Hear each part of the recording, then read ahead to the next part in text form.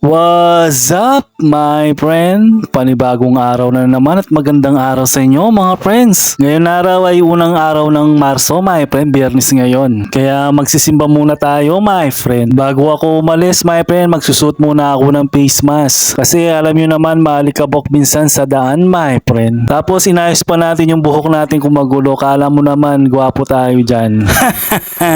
Paglabas natin ng bahay, ayan, sobrang init sa labas, my friend. Talagang napipil na natin yung summer, my friend. Kaya yung mga nakita kong mga bibi, my friend, ayan, nasa balde na, lumalangoy na.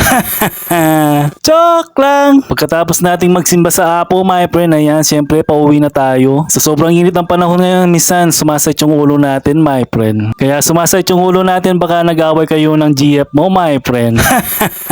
Joke lang! Habang naglalakad ako sa daan, my friend, naisip ko na lang na bumili na lang ng halo-halo malapit sa amin, my friend. Pagkadating ko sa may haluan, my friend, ayan, bumili ka agad ako ng 3. Habang ginagawa pa yung halo-halo, my friend, ayan lang yung basketball court namin, my friend. Diyan pala ako nagbabasketball dati, pero ngayon nagpapadeliver na lang ako ng pagkain. Joke lang! At dyan pala ako bumili ng halo-halo sa may kanto namin, my friend. Pag gusto nyo ng halo-halo, sige, bili kayo basta't bayaran nyo lang. At hindi mawawala sa halo-halo yung toppings niya na leche plan, my friend. Pagkatating ko ng bahay, my friend, syempre kumain muna tayo, my friend, bago natin kainin yung halo-halo natin, my friend. Kakain na lang, magsiselfie pa, my friend. Ulam pala namin ngayon, my friend, ay pork steak, my friend. Wow, English yun, my friend. Pero sa totoo lang, pork beef pala, my friend. Basta yun na yun. At syempre, hindi ako yung nagluto niyan kanina, my friend. Syempre, tinamad tayong magluto ngayon. Pagkatapos natin kumain, my friend, syempre, uminom muna ako ng tubig para mabusog tayo kaagad, my friend. Sa sobrang busog natin, my friend, ayan, ang laki na ng tiyan natin, my friend. Parang 3 months old na yung nasa tiyan natin sa kabusugan natin, my friend.